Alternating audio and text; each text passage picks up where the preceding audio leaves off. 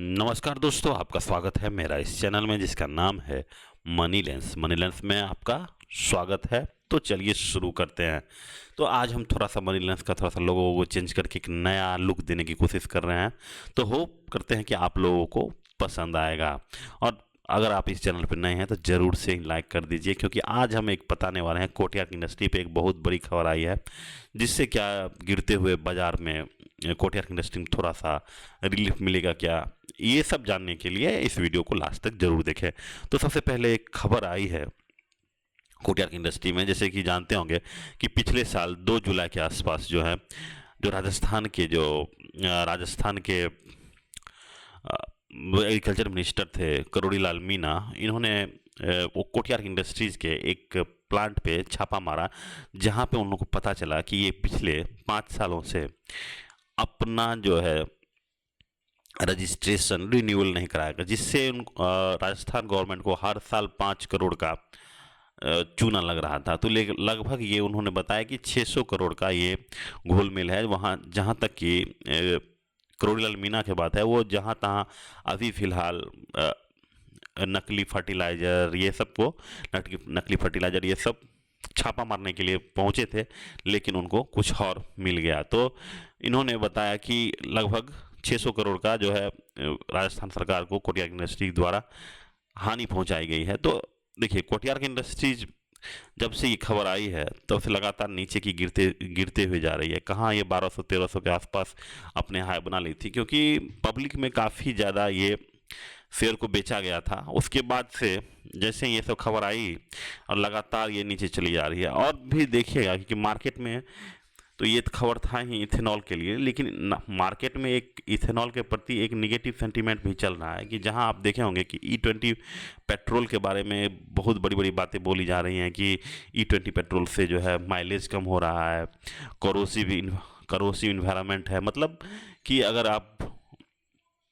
आप टंकी में अगर लेते हैं E20 पेट्रोल जो ब्लेंडेड है 20% इथेनॉल से, तो आपका जो टंकी है वो करोसिव हो जाता है, यानी वो उसमें जंग लगता है। और जहाँ पिस्टन है उस सब में जंग लगने की बातें हो रही हैं। और दूसरी बात यह है कि माइलेज भी, जैसा कि आप यहाँ पे देखिए, इसमें इन्होंने E20 पेट्रोल से पहले का बताया कि 14.9 किलोमीटर पर लीटर मेरा दे रहा था कार, अभी जो है वो खसकते हुए हो गया है 11.9। तो ये सब जो चीज़ें हैं, लगातार इथेनॉल के प्रति जो है लोगों का भरोसा डगमगा जा रहा है। जबकि आप देख रहे होंगे, देखो इथेनॉल तब तक चलेगा जब तक मार्केट में सस्ता पेट्रोल डीजल मिलेगा। जैसे कि जान रहे हैं कि अभी जो झगड़ा चल रहा था रसिया यूक्रेन में, उसमें जो है हमारा देश जो है रसिया से काफ़ी सस्ते में पेट्रोल ले रहा था। तो वहाँ से पेट्रोल आ रहा था। अब जैसे जैसे पेट्रोल पेट्रोल आ रहा था, तो क्या हो जाता कि इथेनॉल का भी जो इथेनॉल का प्राइस है वो बहुत कम है। तो अगर इथेनॉल का प्राइस और पेट्रोल का प्राइस बराबर हो जाएगा तो ब्लेंड करने की ज़रूरत क्या है। तो ऐसा तो ब्लेंड करने का कोई ज़रूरत ही नहीं पड़ेगा। जब तक ही इथेनॉल का, मतलब समझिए, इथेनॉल का वैल्यू है तब तक, जब तक कि पेट्रोल का प्राइस बहुत हाई हो और इथेनॉल का प्राइस बहुत कम हो। तो एक्चुअली में लोगों का भी ये कहना है कि अगर 20% आप अगर ब्लेंड करके ले रहे हैं तो पेट्रोल का दाम तो वैसे ही 20% कम हो जाना चाहिए था। लेकिन आपने तो पेट्रोल जो शुद्ध पेट्रोल था, यानी 100% जब पेट्रोल था तब पर भी आप 96-97 रुपये ले रहे हैं, और अभी जब 20% मिक्स करने के बाद भी आप उतना ही ले रहे हैं। तो एक तरह से आप देखिए इथेनॉल पे एक निगेटिव इम्पैक्ट पड़ गया है, एक पर्सपेक्टिव चेंज हो गया।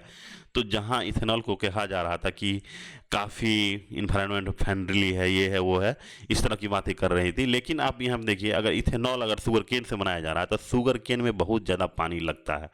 आप उस क्षेत्र में शुगर केन, जैसे कि महाराष्ट्र सबसे बड़ा शुगर केन का सप्लायर था, प्रोड्यूसर भी था।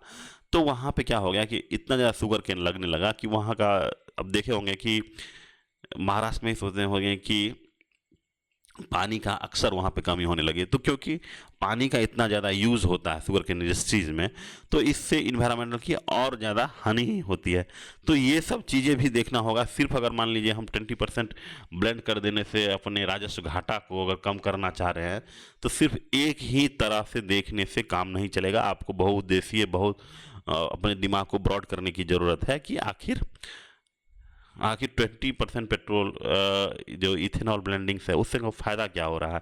हमारा कार का माइलेज ख़राब हो रहा है। कार थोड़ा दिन पहले भी आप देखे होंगे कि जो एको इंश्योरेंस है और जितने भी इंश्योरेंस कंपनियां हैं उन्होंने बोला है कि यदि आप E20 यानी इथेनॉल ब्लेंडिंग वाली अगर पेट्रोल मिलाते हैं, तो हम उस कार में या फिर उस गाड़ी में कोई भी इंश्योरेंस पॉलिसी को क्लेम होने नहीं देंगे। तो एक्चुअली में अब सब लोग जान गए हैं कि भाई E20 पेट्रोल से हमारा जो गाड़ी है और इसमें खराबी होने, E10 तक ठीक है, मतलब 10% तक आप जो है 10% तक आप को समझिएगा, 10% अगर मिलाते हैं तब तक ठीक है।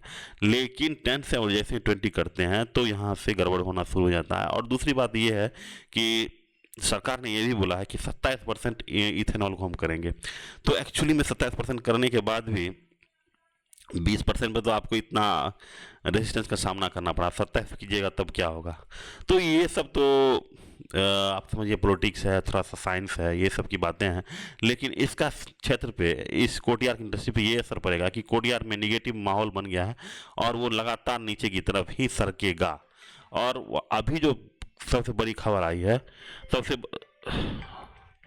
सबसे बड़ी खबर जो हम बता रहे थे वो ये आई है कि जो जोधपुर कोर्ट है, उन्होंने फिलहाल अभी जो जो छापा मारे थे, तो उन्होंने इस पे इंटरिम बेल दे दिया गया है कि भाई अभी आपको रिलीफ दे दिया गया। यहाँ पे देखिए, we wish to inform honourable high court Jodhpur has granted interim relief in the favour of mister Gurang Ramchandra Shah. तो ये जो मैनेजिंग डायरेक्टर है उसको इंटरिम रिलीफ दे दिया गया है।